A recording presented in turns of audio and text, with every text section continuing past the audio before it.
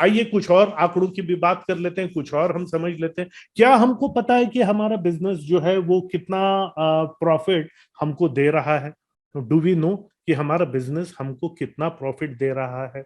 क्योंकि बैंक में अगर हम रखते हैं तो सालाना 6% तो बैंक वैसे ही दे रहा है। हमारा बिजनेस साइकिल्स जो है वो कितना है? अगर हमारा 6 महीने में हमको पैसा मिलता है, ठीक है, हमारा 4% प्रॉफिट है या 3% प्रॉफिट है, 4% प्रॉफिट है, और साल में 3 बार हमारा हमारा पैसा सर्कुलेट होता है, 12% मिलता है, 6% तो बैंक वैसे ही दे रहा है। और अगर आप इन्वेस्ट करते हो, सो जैसे मेरे को एक्सपर्ट्स लोग बताते हैं कि अगर आप इन्वेस्ट करते हो तो over a long period of time minimum to minimum 10 से 12% तो कहीं नहीं होता।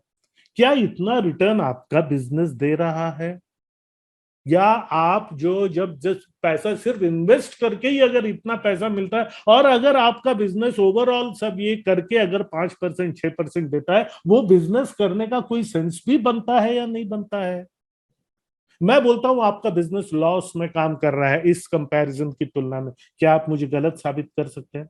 क्या आपके अकाउंट्स में इतना दम है कि आप बता सकते हैं कि पिछले साल का आपका टर्नओवर कितना था? ये सब हम डिस्कस करते हैं हमारी स्ट्रैटेजी शीट मीटिंग में। क्या आपके अकाउंट्स में इतना दम है कि आप बता सकते हैं कि पिछले साल आपने कितना प्रॉफिट कमाया था और कितना परसेंट आपका प्रॉफिटेबिलिटी है? प्रॉफिट यानी ग्रॉस प्रॉफिट, प्रॉफिटेबिलिटी यानी प्रॉफिट परसेंटेज। पिछला क्वार्टर जो गया, अप्रैल मई जून में कितना प्रॉफिट आपने कमाया? क्या आपका प्रॉफिट, आपका अगर क्या आपका अकाउंटिंग सिस्टम बता सकता है? और अगर नहीं बता सकता है तो क्या धंधा कर रहे हैं आप? इतना पूरा धंधे का प्रपंच करके क्या मतलब, अगर हमको पता ही नहीं कि हमारे धंधे का प्रॉफिट कितना है? और इन्फ्लेशन जो है, इन्फ्लेशन यानी पैसे का अवमूल्यन, या जिसको मुद्रास्फीति जो बोलते हैं, महंगाई की दर बढ़ने का जो है वो 7-8%। वैसे तो 8 8 साढ़े 8%, पर चलो 7% मान के चलो। 7% तो रुपए की वैल्यू वैसे ही घट रही है। आज अगर आपके पास 1 लाख रुपया है तो 1 साल के बाद का वो 93,000 रुपया है। मतलब आज 1 लाख रुपए में जितना सामान आएगा, 1 साल के बाद में सिर्फ 93,000 का सामान आएगा उतने पैसे में।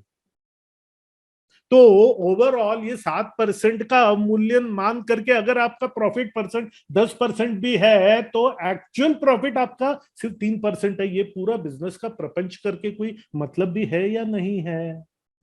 आपकी प्रॉफिटेबिलिटी सही है या नहीं है, क्या आपने कभी कैलकुलेट किया?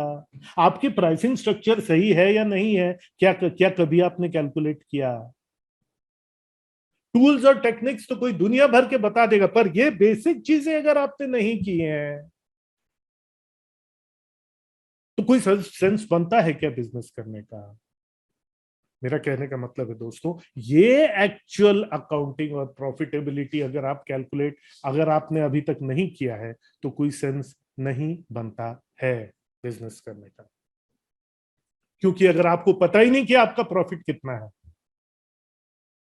हम बिजनेस में पैसों के लिए, प्रॉफिट के लिए, और हमको पता ही नहीं कि हमारा प्रॉफिट कितना है, क्या सेंस बनता है ऐसे बिजनेस?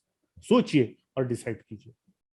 हेलो फ्रेंड्स, मैं उम्मीद करता हूं ये वीडियो आपकी उम्मीदों पे खरा उतरा होगा और इससे आपकी लाइफ और बिजनेस में एक पॉजिटिव चेंज आएगा।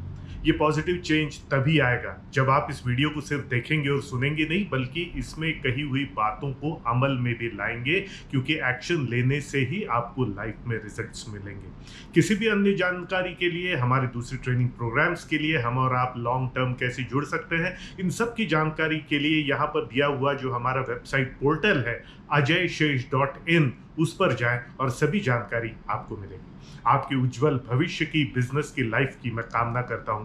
बहुत बहुत धन्यवाद।